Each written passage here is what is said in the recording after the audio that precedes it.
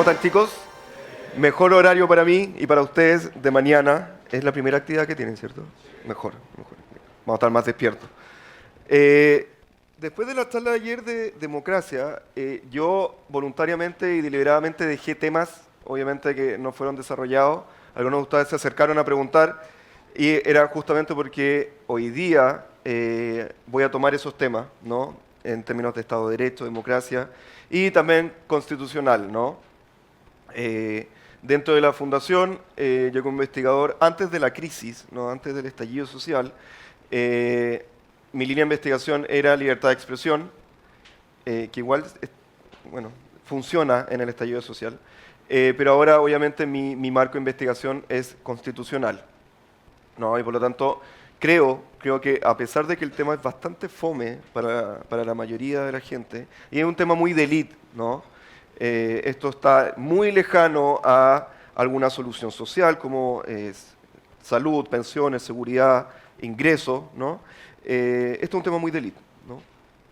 Y es una agenda política muy elitista, pero ya estamos en esto, ¿no? Y por lo tanto es necesario preguntarnos qué es una constitución y en qué me afecta, ¿no? ¿Alguien se ha leído la constitución?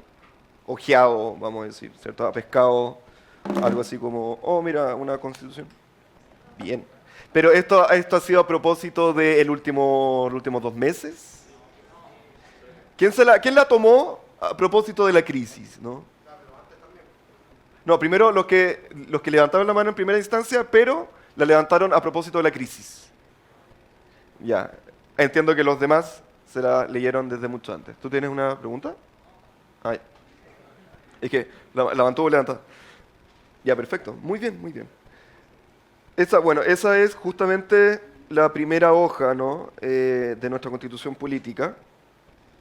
Es una constitución que necesariamente tiene una tapa azul. Es bastante fome de ver, ¿no? Aburrida. Pero es interesante su contenido, ¿no? ¿Y por qué estamos hablando de constitución? A propósito de la crisis.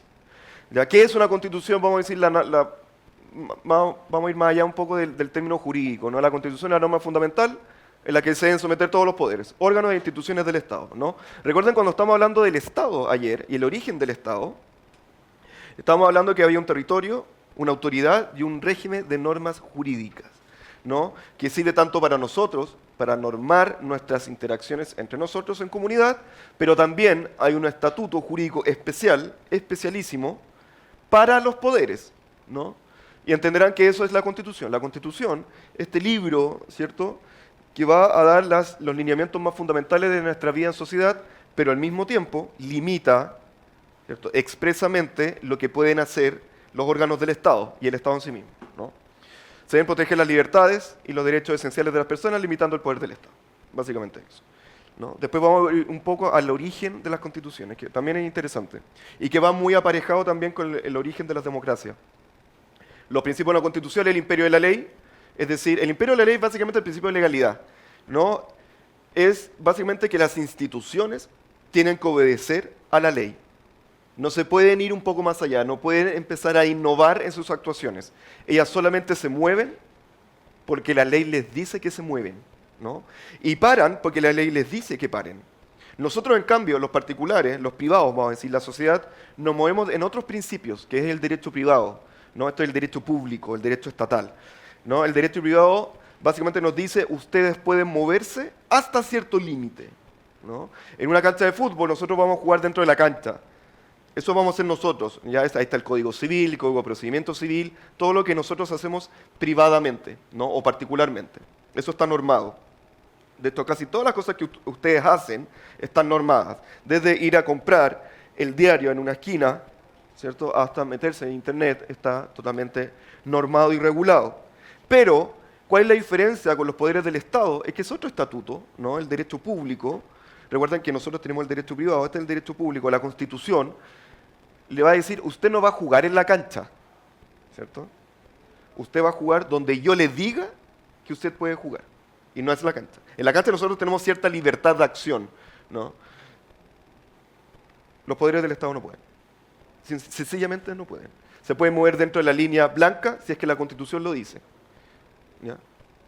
Hay una gran diferencia ahí.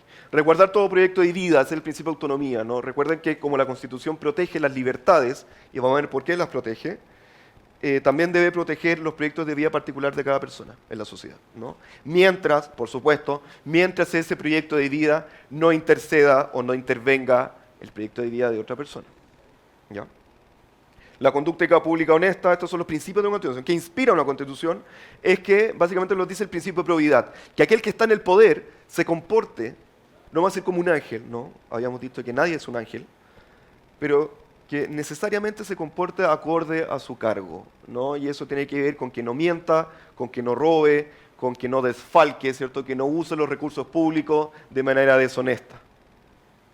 Y por último, el Estado al servicio de la persona, ¿no? El principio de servicialidad. Recuerden que cuando estábamos viendo el origen del Estado, antes de la democracia moderna, ¿cierto? El Estado moderno, muchas autoridades, ¿no? Autoritarismos se servían de la persona, ¿no? Esto todo para el pueblo, pero sin el pueblo, básicamente, era ese principio, ¿no? Pero eso cambia con los estados modernos, esto cambia con las democracias modernas y cambia con el constitucionalismo moderno, que es al revés, ¿no? Nosotros no estamos al servicio del Estado, esa persona, sino el Estado está al servicio de nosotros, ¿no? El gran Leviatán de Thomas Hobbes, si bien nos marca las reglas, pero él está al servicio de nosotros, ¿no? En John Locke es un poco más claro ese ejemplo. Recuerden que este contrato social en Hobbes no se podía romper, pero en John Locke sí se podía romper, si es que no nos garantizaba... Eran tres cosas. Y libertad. Perfecto, muy bien. ¿No? Aquí tenemos una definición un poco más normativa, la primera. Una constitución es esencialmente una superestructura erigida sobre un sistema de normas preexistentes y encaminada a organizar la sanción y aplicación de esas leyes. Fomísima esa porque es bastante complicada, ¿no? Es bastante compleja. Básicamente nos están diciendo que la Constitución es nuestra casa, erigida sobre un sistema que nosotros mismos nos dimos y encaminada a organizar la sanción y aplicación de esas leyes. Nosotros construimos una casa, nos dimos ciertas normas para vivir en comunidad y también otorgamos a esas mismas normas una sanción, en caso de que nosotros las contravengamos. No, pero Friedrich von Hayek, gran intelectual liberal del siglo XX, dice: norma jurídica suprema que establece las facultades que puede ejercer el Estado y cuál es el límite de esta. ¿No? Es un poco más sencilla que esta. Norma jurídica suprema, ¿no? Que establece las facultades que puede ejercer el Estado y cuál es el límite de esto. Lo que estamos hablando continuamente. Vamos, Nico. ¿El código de Hammurabi aplicaría como una constitución? El código de Hammurabi no es una constitución propiamente tal. ¿Por qué? El código de Hammurabi es algo parecido como a las 12 tablas romanas, ¿no? ¿Pero de qué cultura? Mesopotámica, ¿no? Es algo así como la primera vista, ¿no? Cosa, algo así como tallada en ley, pero no servían para limitar nada, de hecho, era un régimen de conducta. Puede ser una ley, más no una constitución, ¿no? Es el código de Hammurabi.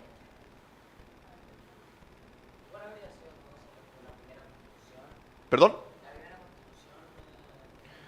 Vamos a ir allá, tranquilidad, tranquilidad. Estamos viendo recién que una constitución, esa es justamente la Constitución de la República de Chile, esa es básicamente su portada, ¿no? Y esto estamos viendo lo mismo, los principios: garantizar la protección de las libertades individuales de ustedes, límite de la autoridad, institucionalizar la forma del Estado, ¿no? Vamos a ver que la forma del Estado y la forma del gobierno no son lo mismo. Delimitar y separar las atribuciones y funciones del Estado, limitarlo nuevamente, ¿cierto? Principio de independencia y separación de poderes, el Estado de Derecho, lo que vimos ayer, formas de gobierno y la organización de los poderes, y elementos esenciales, ¿no? El Estado de Derecho, que lo vamos a ver, la igualdad ante la ley, todos somos iguales, sin importar siquiera alguna condición, ¿no? Económica, social, étnica, lo que sea, y la separación de poder.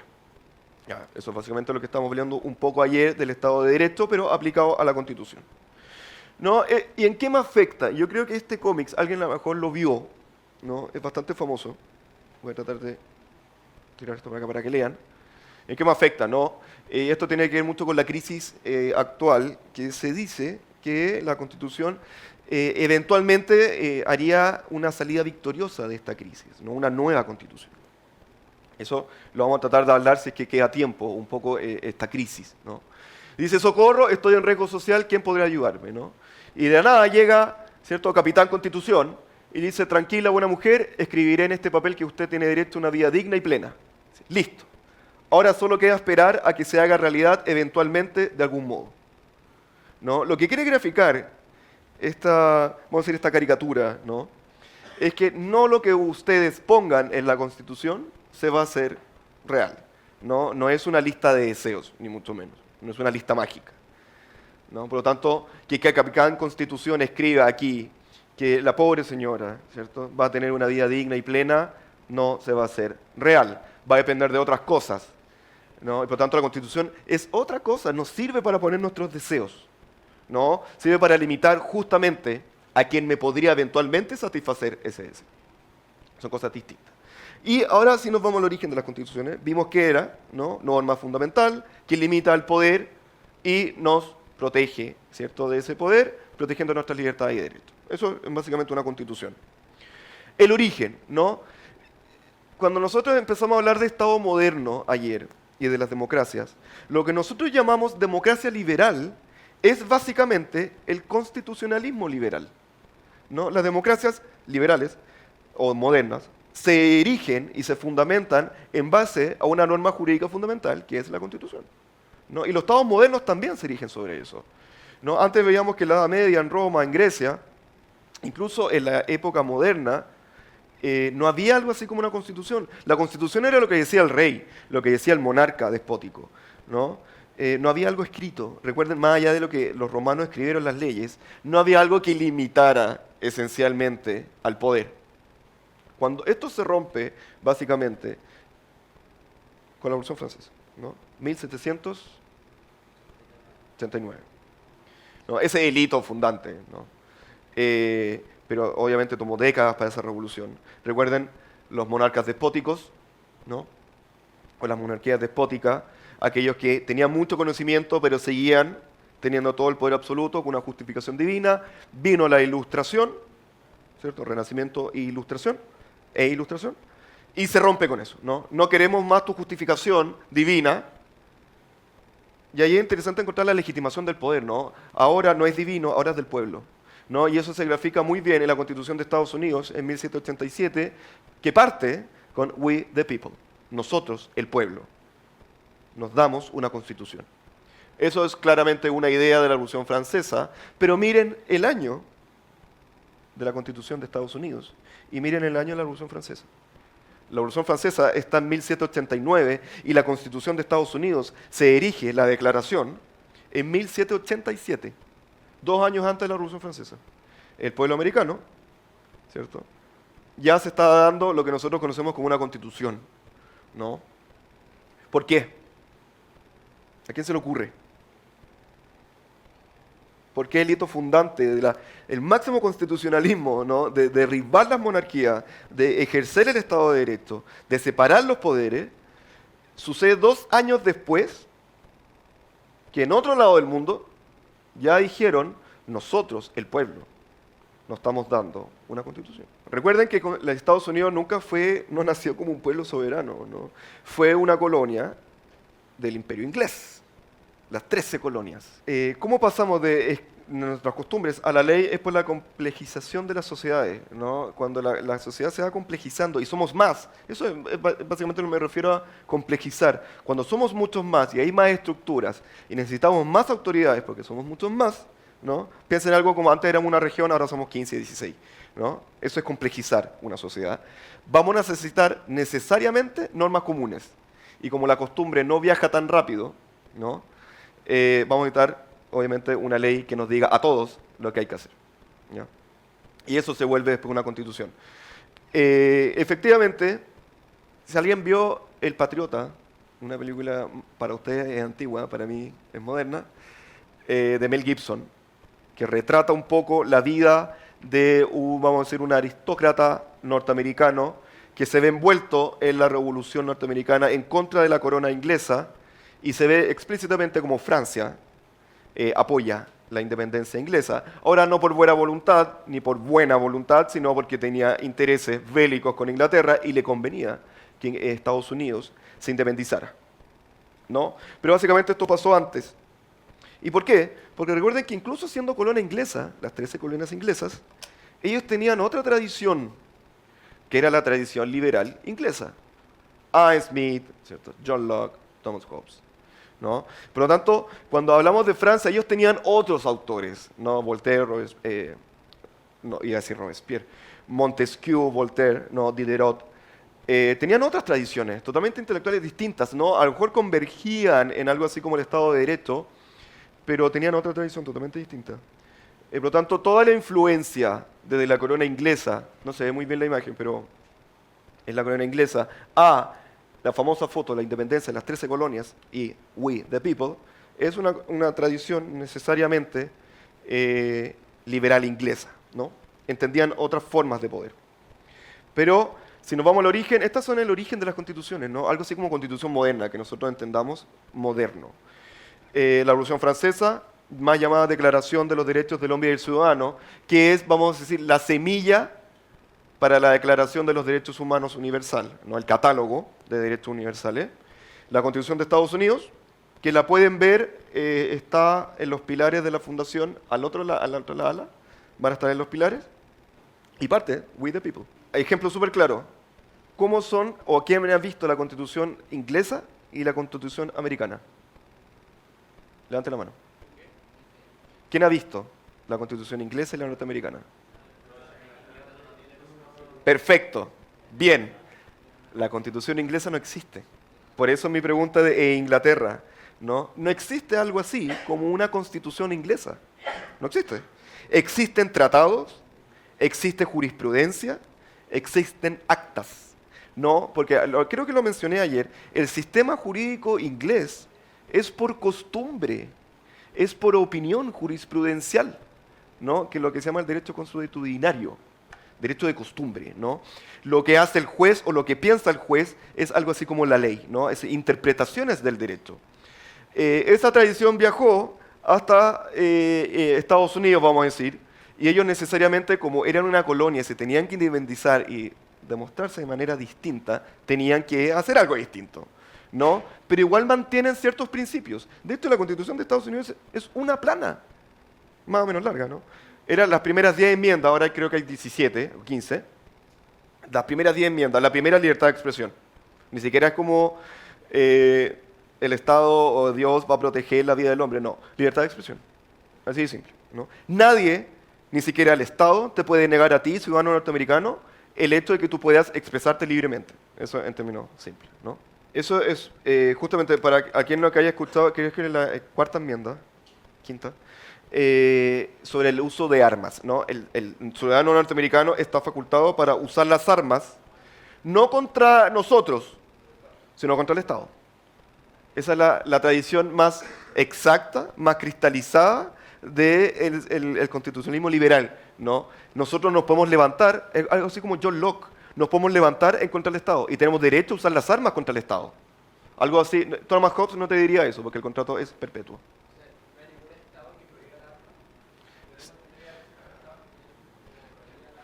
La tienen prohibida en tanto tipos de armas, ¿no? Semiautomáticas, rifles, de mano. Uno tiene el derecho a portar armas, lo que hacen los estados es regular el cómo tú vas a ejercer ese derecho. Si la tienes que tener solo en la casa, si no en el auto, si puedes tener un rifle semiautomático, que hay estados que lo permiten, o solo escopeta, o solo arma, etc.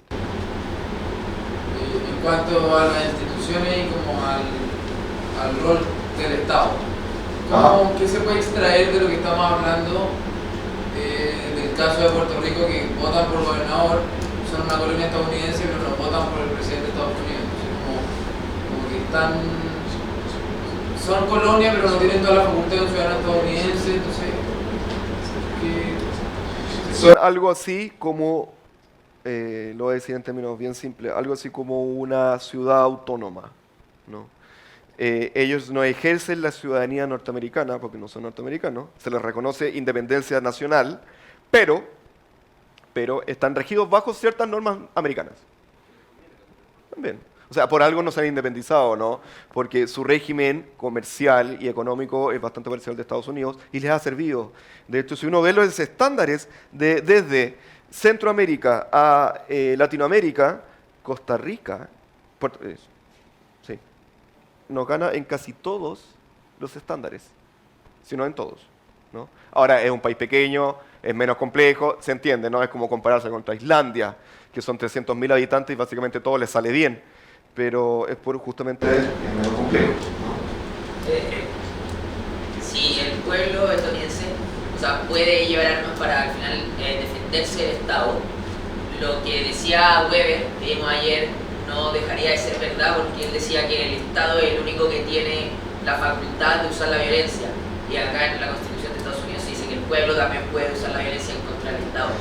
siempre y cuando, y aquí aplicamos la tesis de John Locke, el Estado en algún sentido nos deje de proteger lo más básico que tiene la Constitución americana, la propiedad, la libertad y la vida, ¿no?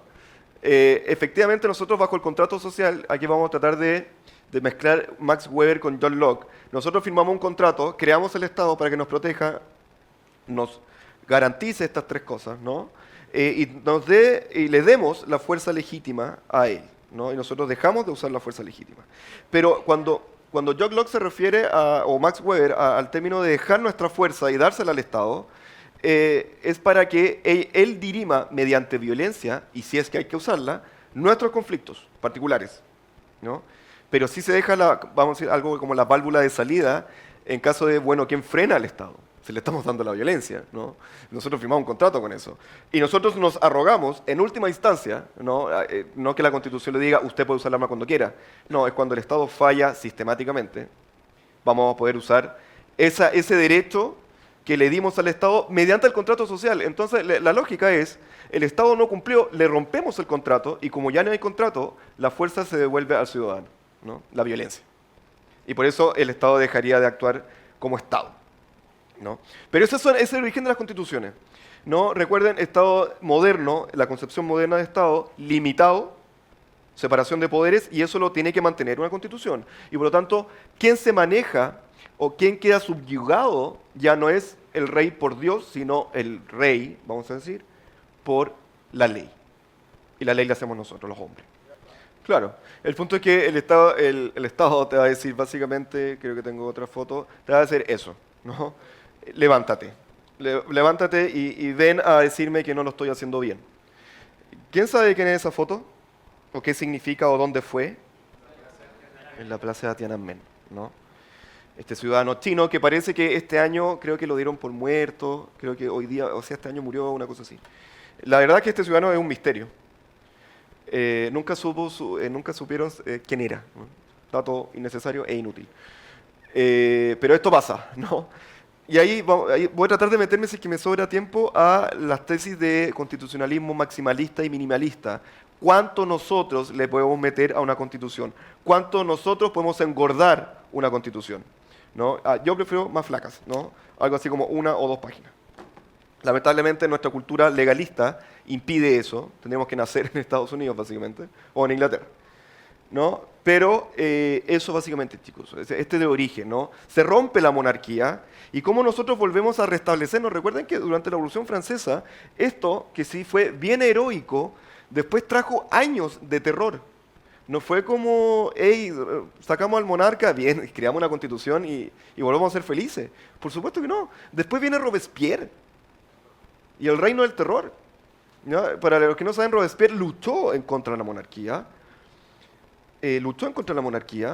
Estuvo lado a lado con Montesquieu, Voltaire, pero en un minuto dijo, bueno, como ahora estamos en democracia, ojo, como ahora derrocamos al monarca, a todo aquel que defienda la monarquía, porque había personas que defendían la monarquía, por supuesto, va a ser guillotinado, ¿no? Porque eso no es democrático. O sea, que tú creas que la monarquía es lo normal, no es democrático, por lo tanto mereces morir, ¿ya? La paradoja surge que Robespierre murió guillotinado,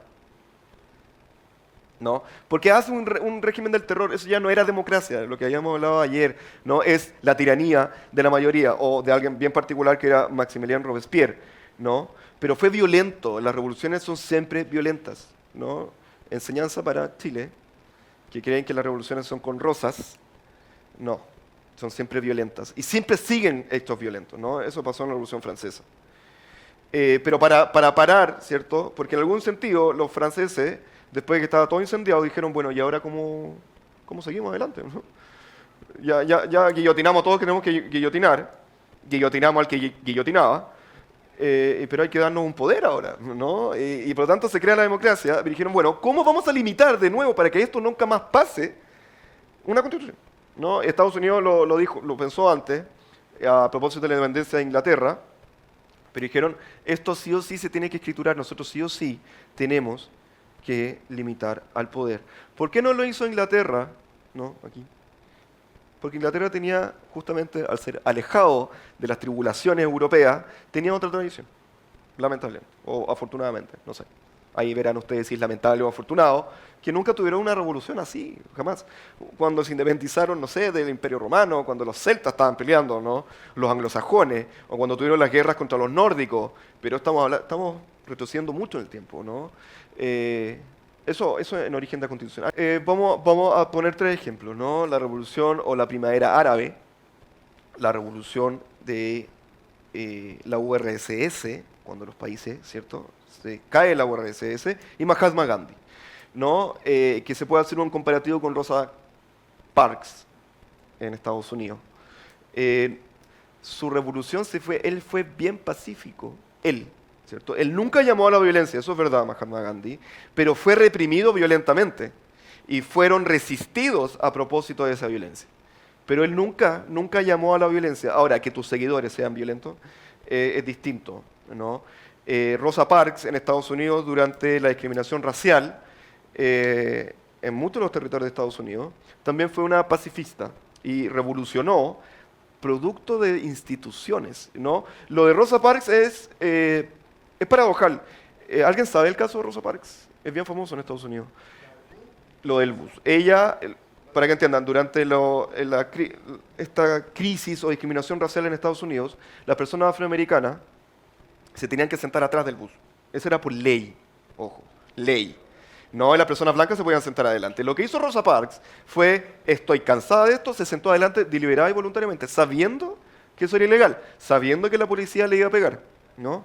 Se sentó, la sacaron, le pegaron, la encarcelaron. Y ella fue y demandó al Estado, aludiendo a la Constitución de Estados Unidos, que en alguna enmienda, si no me equivoco es la 7ª, si no estoy mintiendo, pero parece que es la 7ª, establece la igualdad entre ciudadanos norteamericanos. Le dieron la razón la Corte Suprema, ni siquiera el Tribunal Local. La Corte Suprema dijo, sí, efectivamente, y nadie puede vulnerar la Constitución, porque la Constitución es lo más importante para el pueblo norteamericano. Eso fue una revolución, porque cambió todo un sistema jurídico que estaba destinado a discriminar racialmente, ¿no? O creado para discriminar racialmente, ¿no? Pero las revoluciones, cuando son refundacionales, cuando hay que cambiar todo, son siempre violentas, ¿no? Y cuando me refiero a refundar es hoja en blanco, ¿no? Saquemos todo y pongámonos de pie de nuevo. Eso es siempre violento, ¿no? La Declaración de los Derechos del Hombre y del Ciudadano, Constitución francesa, y es interesante, yo siempre me río de este triángulo con el ojo, como Illuminatis, ¿no? Siempre desconfían de los franceses. Y We the People, ¿no? La Constitución norteamericana.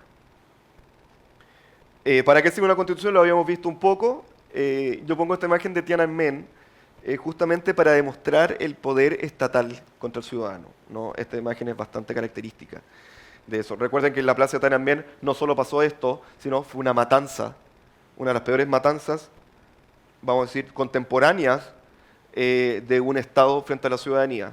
Aniquilaron a miles de estudiantes por manifestarse en contra del régimen chino, ¿no? El principal problema de la política no es cómo elegir los líderes, sino cómo restringirlos una vez que tienen el poder. Esto se lo dije, creo que con Karl Popper ayer, que era, no importa quién llegue al poder, sino las instituciones que lo frenan. Y obviamente Karl Popper también dice que es una herramienta consensuada de protección frente al poder. Nosotros nos consensuamos y les damos esta herramienta, ¿no? Y un acuerdo mínimo que delimita las reglas del juego, básicamente. ¿Cuál es el problema de las manifestaciones? De hecho, uno lo puede marcar algo así como libertad de expresión, ¿no? Te digo al tiro que toda libertad nunca es absoluta, nunca. No hay verdad, no hay libertades absolutas. No, todo derecho que implica una libertad, por ser derecho, es relativo, ¿no? Por lo tanto, no hay derechos absolutos. Y como todo derecho es absoluto, relativo, perdón, la libertad consecuentemente va a ser limitada y va a ser limitada en conformidad a el derecho o libertad que tenga otra persona. Cuando tú saqueas, tú estás interviniendo directamente en la propiedad del otro, ¿no?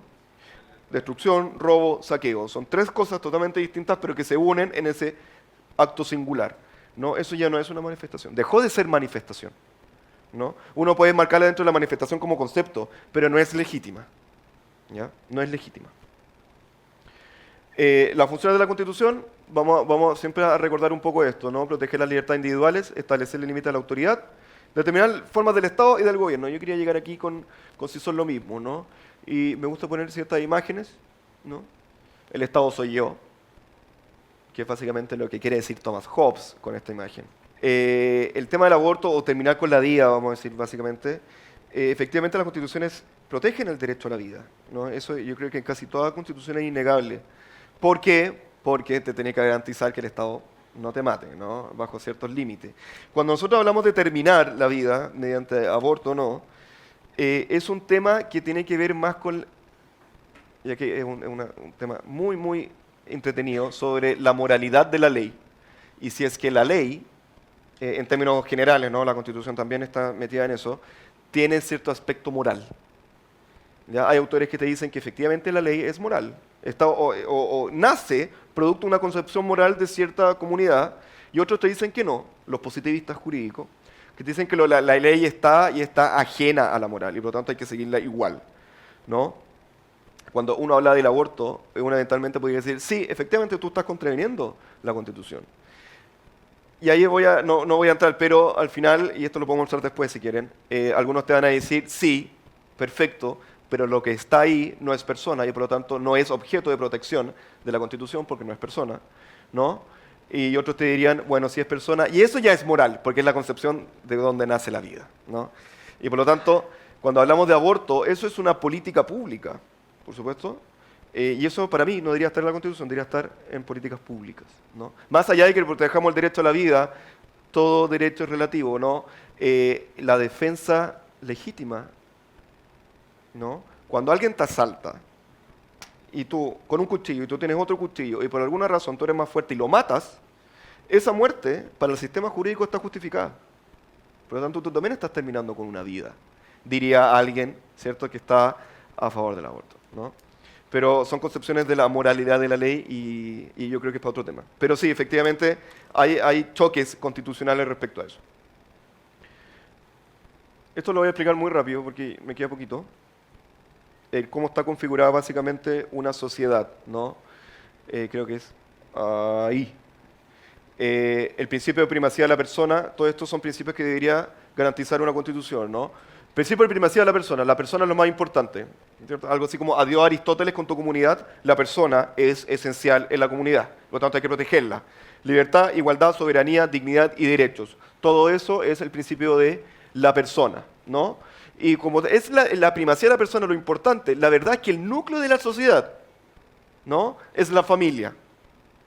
Eso diría, ¿cierto?, la teoría política constitucional. Dentro de la sociedad es la familia, pero lo primero es la persona, ¿ya? Pero si no estamos hablando de sociedad, es la familia, ¿no?, donde uno se puede desarrollar de mejor manera.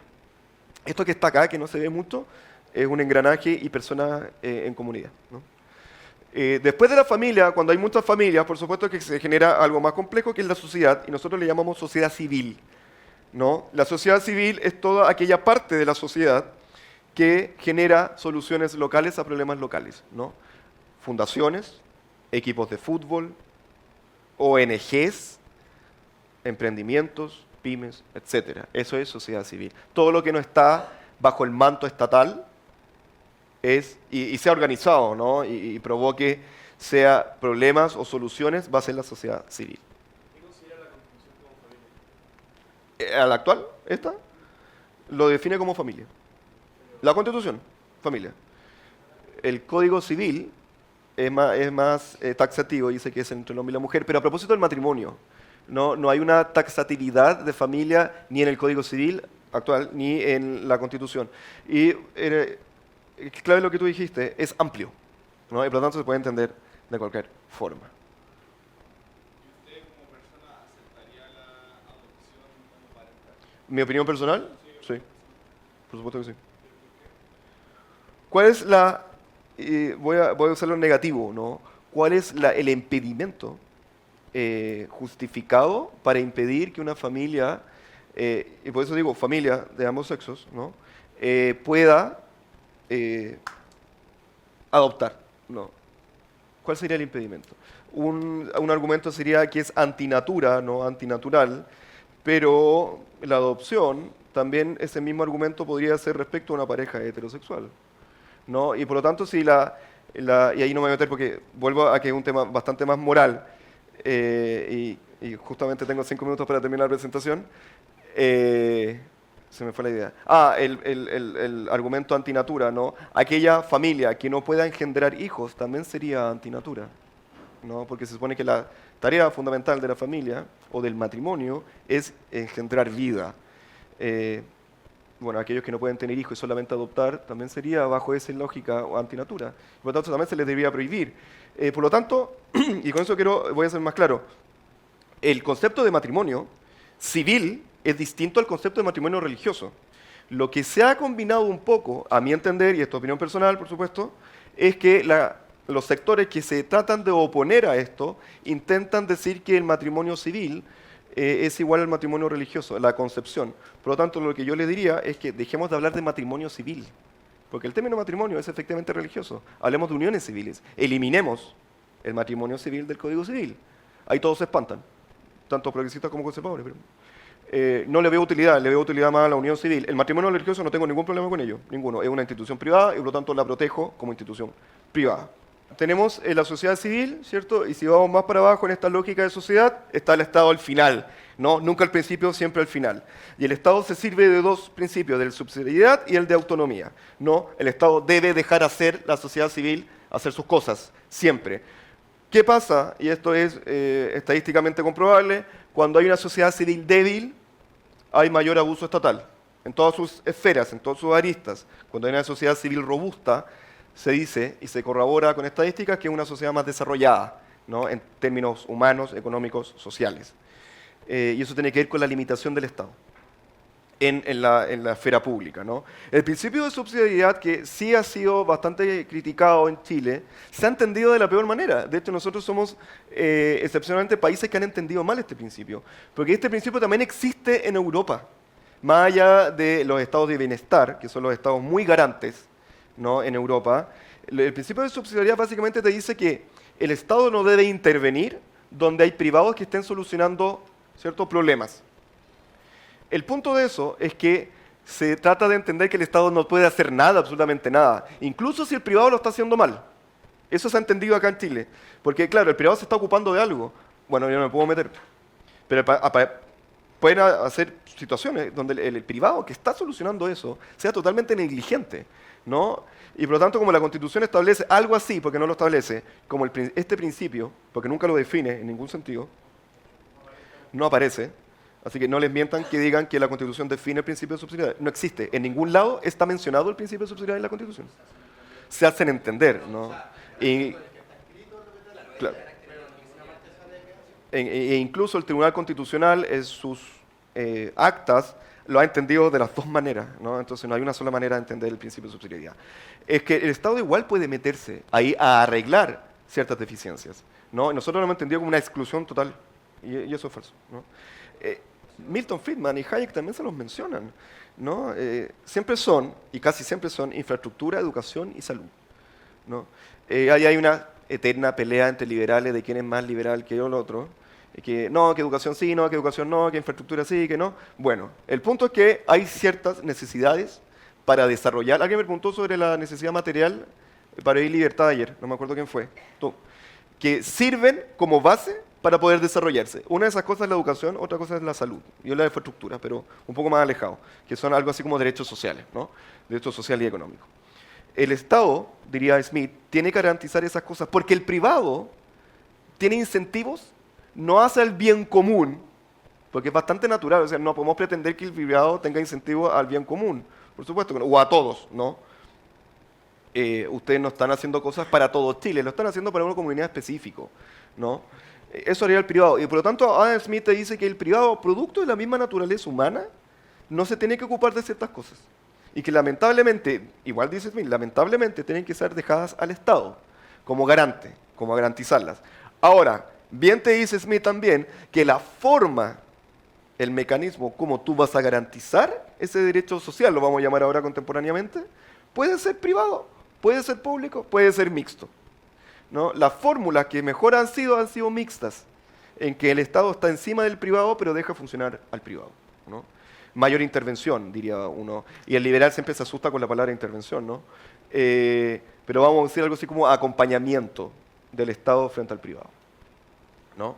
El Estado de Derecho, como garantía constitucional, básicamente el Estado de Derecho significa lo siento es la ley, ¿no? El Estado de Derecho es algo así como el imperio de la ley que estamos viendo en principios constitucionales.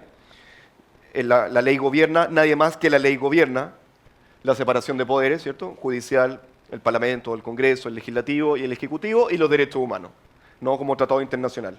Ningún país que haya firmado el acta o los tratados internacionales sobre derechos humanos puede violarlos, ¿no? Recuerden que el Estado es el único capaz de violar derechos humanos, no los particulares.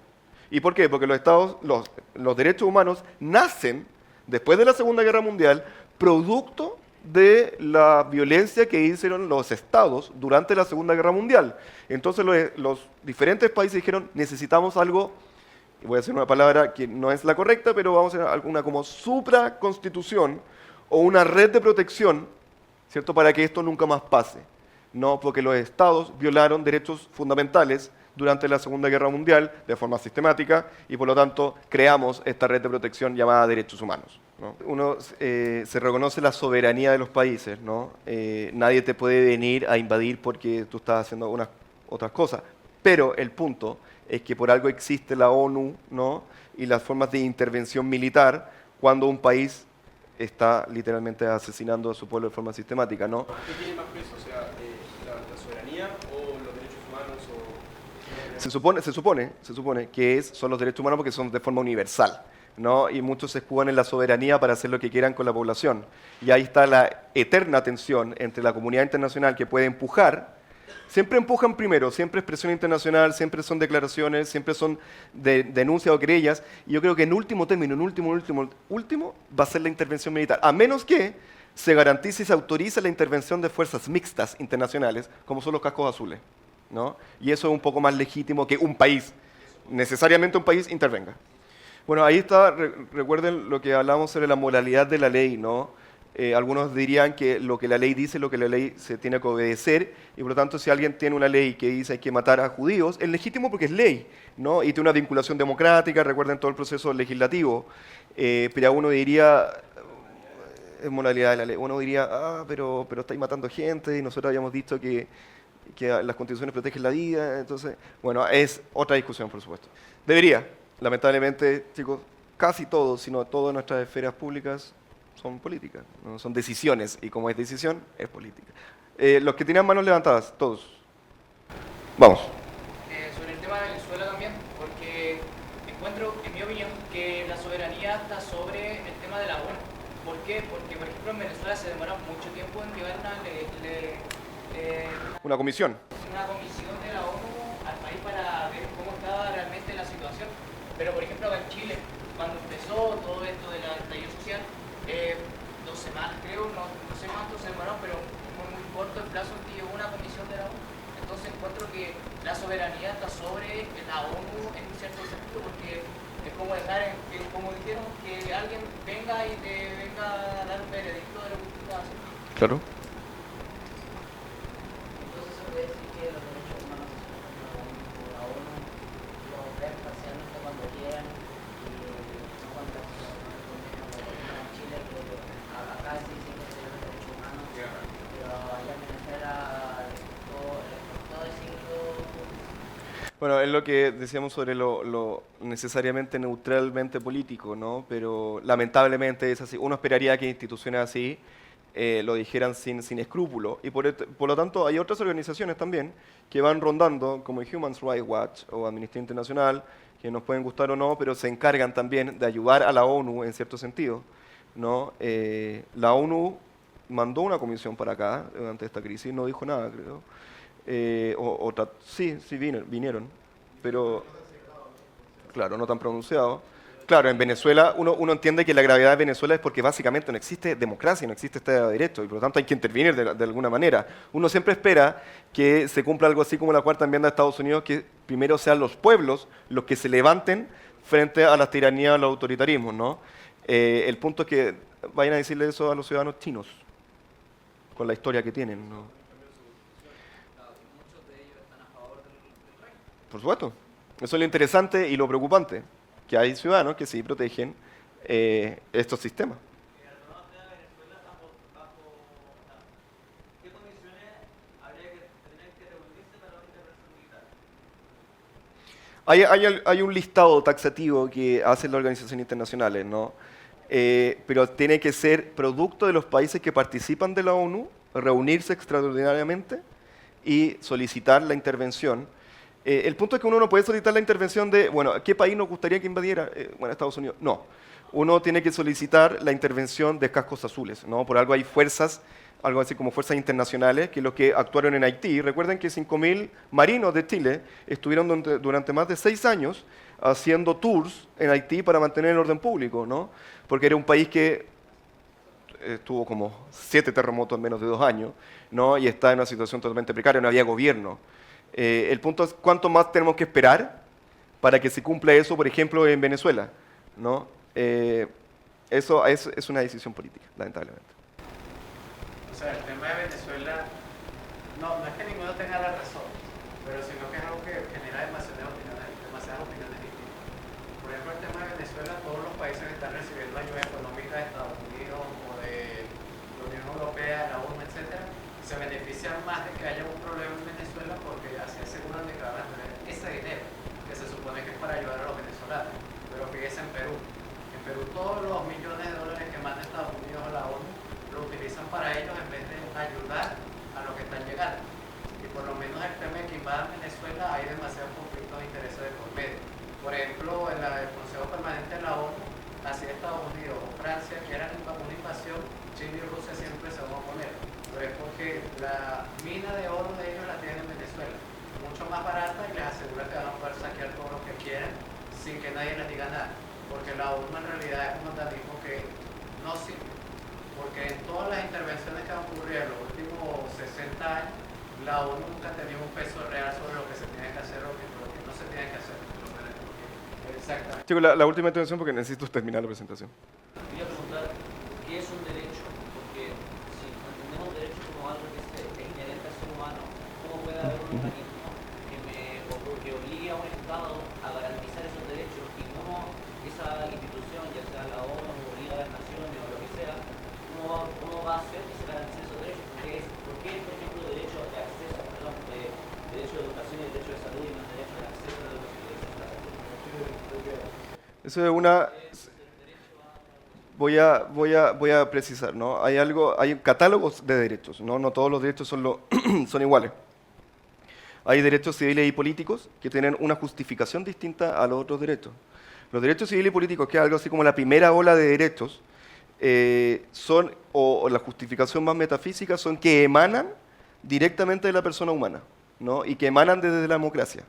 Algo así como, tú tienes el derecho a libertad de expresión porque tú naturalmente tienes que expresarte. Puedes, por supuesto, pero te vamos a garantizar el hecho de que tú te puedas expresar, porque eso es inminente a ti, ¿no? Es casi natural, vamos a decir como algo del derecho natural, ¿no? Tú tienes un derecho garantizado a la propiedad, porque desde que el ser humano es ser humano, ha tendido a la propiedad, ¿no? Y así con la libre circulación, el libre culto, etc. El punto es ¿por qué se crea un derecho a eso?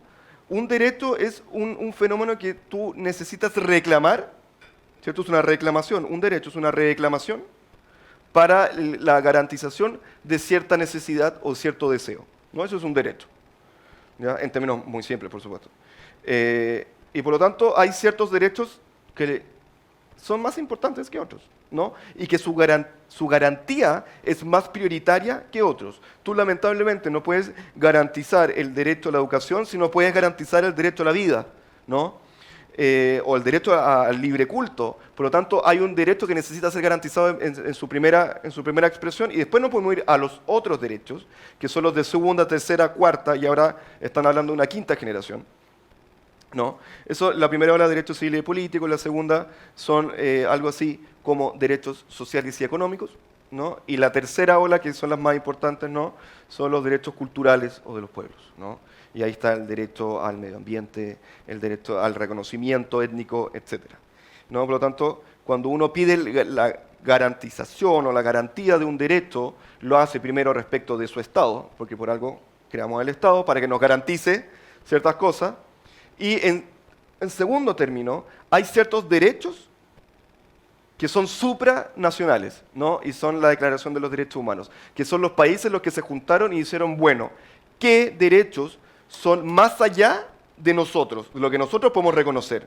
Y esos son, básicamente, la Carta Fundamental de los Derechos Humanos, de la Declaración de los Derechos Humanos después de la Segunda Guerra Mundial. ¿No? El derecho a la vida, la libertad de expresión, la libre circulación, es un montón, ¿no? Son, creo, 19, justamente, 19 derechos, ¿no? Y eso se pueden reclamar respecto a instituciones internacionales que ejercen esa presión, desde la OTAN, pasando por la ONU o la Corte Internacional Penal, ¿no? En términos si tú estás vulnerando eso.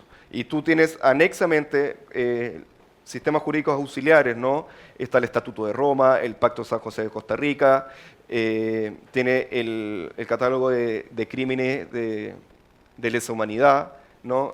Etcétera, ¿no? Hay un montón de sistemas auxiliares que auxilian, valga la redundancia, al catálogo de derechos humanos, ¿no? Por lo tanto, cuando hablamos de derechos, tenemos que hablar primero de derechos locales, ¿no? Derechos fundamentales, y segundo, después hablar de derechos humanos, que es algo mucho más universal e internacional. Uno primero lo reclama, un derecho, es una reclamación frente a tu autoridad, vamos a decir, más local, y si no, y si se está vulnerando un derecho humano, que, ojo, no toda vulneración de un derecho es una vulneración de derechos humanos, que se entienda. Si no estamos banalizando algo tan importante como el derecho humano, tienes que ir a reclamar inmediatamente a las Cortes Internacionales, ¿no? Chicos, para terminar, esa es una pregunta que murió. Ahí, para que reflexionen, ¿no? Si se respeta el Estado de Derecho en Chile. Y les puse 3 imágenes icónicas, la Araucanía, el Sename y las quemas del metro, ¿no? Sé que algunas no tienen ni siquiera relación entre ellas, pero para que lo piensen, ¿no? Y lo discutan entre ustedes. ¿Cómo se ha organizado el poder? Despótico, uno solo, separación de poderes, ejecutivo, judicial y legislativo, ¿cierto? La basofia de edificio que tiene el Congreso, feísimo, feísimo. ¿Es tiempo de pregunta o tiempo? Ah, ya. Voy a ocupar 5 minutos de su tiempo de pregunta. Sistemas de gobierno, el nuestro, algo así como el presidencial o semipresidencialista, y otra vez Inglaterra o el Reino Unido diferenciándose del resto, un sistema parlamentario, ¿no? Totalmente distinto. De aquí nace el poder ejecutivo, no lo tiene separado de como nosotros lo tenemos nosotros, ¿no? Algo así como Estados Unidos, ¿no? Después podemos indagar en eso. El poder ejecutivo, el presidente, ¿cierto? El encargado de administrar el Estado. El poder legislativo, aquel que hace... Sí, feísimo. Aquel que escribe y hace las leyes, muy, muy feo. Aquel que ha estado en el ex Congreso es precioso, el que está ahí en... Exacto, esto, es una caja fósforo, y mal hecha, más encima, ¿no? Y el Poder Judicial, aquellos que aplican las leyes y la vulneración de estas. Ellos crean, él administra y ellos sancionan, ¿no? El poder de la sociedad civil, que es lo que hablamos sobre... es voluntaria, es privada o particular, es sin fines de lucro, esto se puede debatir, y toman sus propias decisiones, ¿no? Soluciones locales a problemas locales. Esa es la sociedad civil, lo que estamos hablando, los engranajes, etc. ¿No? Vuelvo a la idea de la democracia, aquel que le haya sacado foto ayer, encuéntrese liberado de sacarle foto ahora. Me quería meter en el tema de la Constitución y del cambio constitucional, pero no tengo tiempo. A menos que hagamos un contrato social y no hagan preguntas y explique eso. O me hacen las preguntas después como quieran. Yo voy a estar todo el día en la oficina acá. Así que... ¿En qué orden el Estado debe priorizar y proteger cada uno de esos principios mencionados anteriormente, que son la libertad, la vida y la propiedad privada? Es decir, ¿se debe anteponer la propiedad privada por la vida, por así decirlo? ¿Tienen un orden de priorización cada uno de esos 3 principios? Uno, a pesar de que son como principios bien abstractos, ¿no? ¿Qué se entiende por vida? ¿Qué se entiende por propiedad? ¿Qué se entiende por libertad? Uno entendería que sin vida difícilmente uno podría garantizar la propiedad porque, bueno, no va a defender una parcela de alguien que está muerto, ¿no? Y difícilmente va a poder defender la libertad o garantizarle la libertad a una persona si es que no está viva. Por lo tanto, uno tendría a pensar que si hay prioridades, es la vida, después la libertad y después la propiedad. ¿Y por qué primero la libertad y después la propiedad? Porque básicamente tú en libertad puedes tener propiedad, ¿no? La propiedad no te hace la libertad, ojo, porque tú puedes tener la propiedad, pero no puedes tener los requisitos o los mecanismos necesarios para hacer prosperar esa propiedad que tú tienes. Y por lo tanto, difícilmente va a tener vida y siquiera propiedad. Por lo tanto, el Estado sí o sí te tiene que garantizar la vida, sí o sí. No hay grises, ¿no? A propósito que efectivamente hay grises. Existe el suicidio asistido, la eutanasia, el aborto, la legítima defensa, etc. O sea, el sistema te permite terminar con la vida en cierto sentido. El punto es que el Estado sí o sí te tiene que garantizar la vida, después la libertad y después la propiedad, ¿no? En Estados Unidos eso se mezcla un poco porque al final lo que hacen los americanos quieren mucho en el derecho de propiedad y ellos dicen que es vida, propiedad y libertad, porque la propiedad te da la libertad. Ellos tienen otra justificación, ¿no? Pero esto es continental. Mi pregunta es, ¿cómo podemos determinar qué es un derecho? Como, ¿por qué tenemos el derecho a la educación y la comida no es un derecho, por ejemplo? Ajá. ¿Cómo logramos saber qué cosa merece el título de derecho y qué cosa no llega a clasificar como? El derecho, diría Ronald Dworkin, es un triunfo político, es una conquista política, ¿no? Cuando nosotros hacemos que algo sea de derecho, es un consenso entre nosotros, entre la comunidad política, ¿no? Nosotros si queremos hacer que el derecho a ser feliz, nosotros podemos decir, bueno, ¿quiénes estarían en desacuerdo a que exista un derecho a ser feliz? A menos que alguien sea hater, ¿no? Estaría de acuerdo. El problema es que eso puede ser derecho. O sea, todo lo que nosotros podríamos consensuar como comunidad política y plasmarlo y hacerlo efectivo es un derecho, ¿no? De hecho, cuando los países se juntaron después de la Segunda Guerra Mundial a hablar sobre la Declaración o el Catálogo de Derechos Humanos, también se juntaron a decir, bueno, ¿qué derechos son, vamos a decir, supraimportantes para la comunidad internacional?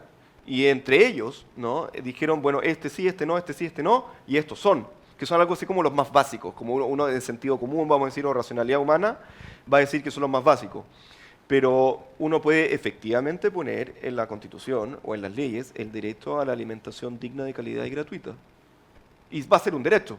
El punto es si el Estado y si sus instituciones y la comunidad política van a ser capaces, tanto social como económicamente, de sustentar y garantizar para todo aquel ese derecho, ¿no? Y por eso la experimentación, como ya hemos hablado ayer, hace y nace que hay ciertos derechos que pueden estar en la Constitución y hay otros que se llaman objetivos sociales, que era un poco de lo que les iba a hablar de minimalismo constitucional, ¿no? Que son los modelos de constitución, que es el que yo defiendo, que es básicamente todo, no todos, gran parte de los derechos sociales tienen que ser tratados como objetivos sociales, ¿no?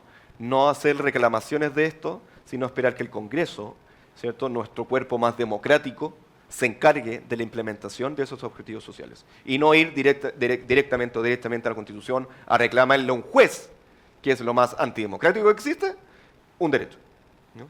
Pero eso obviamente es producto de otra. Pero a tu respuesta o a tu pregunta, el derecho es todo lo que nosotros podemos consensuar y plasmar en una ley como comunidad política.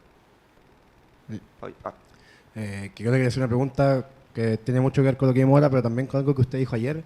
El poder con respecto a la separación de poderes del Estado, el Poder Judicial es el que tiene que estar más ajeno a los otros dos. En Chile hoy día podría decirse que no está tan ajeno a los otros dos porque hay influencia de la Corte Suprema de los otros dos poderes, del Ministerio Público, también está influenciado por el Ejecutivo. ¿Cómo podemos hacer para poder desligar el Poder Judicial y, en el fondo, que no esté tan deslegitimizado? Yo creo que esta comparación siempre es más o menos absurda, ¿no? Compararse con los vecinos, siento que los vecinos están peor que nosotros. Hasta 2 meses atrás. Siempre nos reíamos de Argentina y mírennos. Yo creo que el Poder Judicial actualmente en Chile está bien separado. Ahora, siempre nos gustaría que estuviera más separado, por supuesto. Pero una cosa yo creo que es separar, por ejemplo, la vocería de la Corte Suprema y todo poder está, por supuesto, posibilitado y legitimado de dar su opinión respecto a ciertas materias. Cuando uno habla de intervención de los poderes, de los otros dos poderes, al Poder Judicial, uno está hablando de cosas un poco más graves, ¿no? De tráfico de influencia. ¿Qué ha pasado? ¿No? ¿Qué ha pasado? Tráfico de influencia, corrupción, y algunas, vamos a decir, declaraciones no afortunadas. Algo así como, me encantaría que el Poder Judicial dirimiera. Eso sí es sensible. Ahora, ¿uno estaría hablando de intervención? No, pero las declaraciones son políticas, ¿no? Y como todo, o casi todo es político, esas declaraciones son súper sensibles porque te está diciendo que ojalá me gustaría que un poder que ojalá estuviera muy separado hiciera tal cosa. Eso no puede pasar, ¿no? Y ojalá no esté pasando. Ahora, una cosa es la independencia del Poder Judicial de acuerdo al resto de los poderes, y otra cosa es lo que está pasando adentro del Poder Judicial a propósito de actos de corrupción, ¿no? Yo siempre tomo el ejemplo bien sarcástico de cuando encontraron un muñeco vudú de magia negra en el cajón de un juez de Rancagua hace 5 meses atrás, ¿no?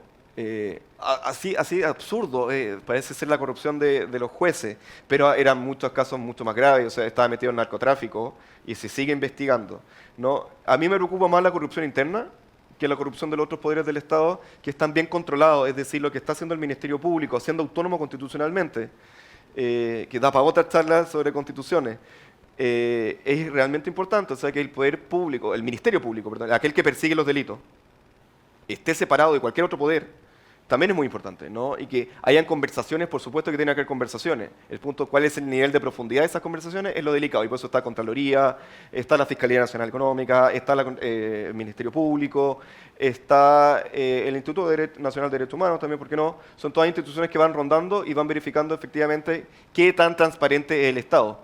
En ese sentido, Chile Transparente, que es una ONG, ha hecho un excelente trabajo respecto a la transparencia de los poderes del Estado. De nada. Realmente la nueva constitución podrá solucionar en una parte de los problemas sociales que tenemos o de lo que se está exigiendo. Y qué manera, qué redactación, si la convención constitucional o una convención constitucional mixta sería más segura para redactar esta nueva constitución. Out. A la primera pregunta, yo creo que la constitución, ni la actual, ni la futura, si es que hay, ¿no? Recuerden que hay un plebiscito de entrada, el 26 de abril, gracias, 2020, no va a arreglar absolutamente ningún problema social, ninguno, absolutamente ninguno. Lo que sí podría resolver eventualmente una nueva constitución es un problema político y un problema de legitimidad del sistema político, ¿no? Que son cosas muy, muy distintas. Si nosotros estamos diciendo que hay problemas de pensión, que es real, que las pensiones son miserables, que el sistema de salud está, ¿para qué más anacrónico o arcaico, ¿no? O los sueldos o la seguridad dentro de nosotros, ¿no? Eso no lo ve la Constitución. Y te digo un solo ejemplo, las formas o cómo está regulada las pensiones es en la ley 3500. No está en la Constitución. El sistema de salud tampoco. Lo que está en la Constitución es el derecho a la salud, que es totalmente distinto, porque estamos hablando del sistema de salud, que es paupérrimo, ¿no? Es pobrísimo. Ahora, efectivamente, ahí hay un problema que se ha identificado que hay ciertas cosas de la Constitución que trabarían la discusión para modificar ciertas leyes, ¿no? Pero eso es una reforma a la Constitución. No tienes por qué cambiarla, ¿no? Pero eventualmente, ya tu pregunta, yo creo que ni la actual ni la futura debiesen resolver problemas sociales, ¿no? Todo lo que estamos viendo sobre Constitución y que es la norma fundamental que rige cosas básicas de una sociedad, para mí, algo fundamental como eso, que sigue siendo fundamental, pero no hay que plasmarlo en la Constitución. Eso se le tiene que dejar al Congreso, que es el órgano más representativo, más democrático para solucionar esas diferencias. ¿Y por qué? Porque si nosotros hablamos de AFP, de pensiones de salud, etcétera, son temas que generan profunda diferencia en la sociedad, ¿ya? Más allá que podemos estar de acuerdo, el diagnóstico es muy diferente y el resultado, por supuesto, y la solución generan diferencias muy profundas en la sociedad. Y como eso no puede estar en la Constitución, porque la Constitución no puede definir diferencias, tiene que dejar que plasmar mecanismos para solucionar esas diferencias se tienen que jugar en el espacio más democrático posible, y eso es el Congreso. Por lo tanto, las pensiones, la salud, la seguridad y todas las preocupaciones de todas las encuestas del 2010 hasta el día de hoy, que son las mismas, es invariable, y eso es un caso de estudio a la clase política, que nunca se dieron cuenta, o se dieron cuenta y nunca quisieron hacer nada, es política pública. Y la política pública, nos gusta o no, no tiene que estar en la Constitución. Ahora, eso es ejemplo y discusión de otra charla, lamentablemente, que era justamente lo que le iba a enseñar ahora, ¿no? Le damos un fuerte aplauso a Teo por habernos acompañado. Gracias.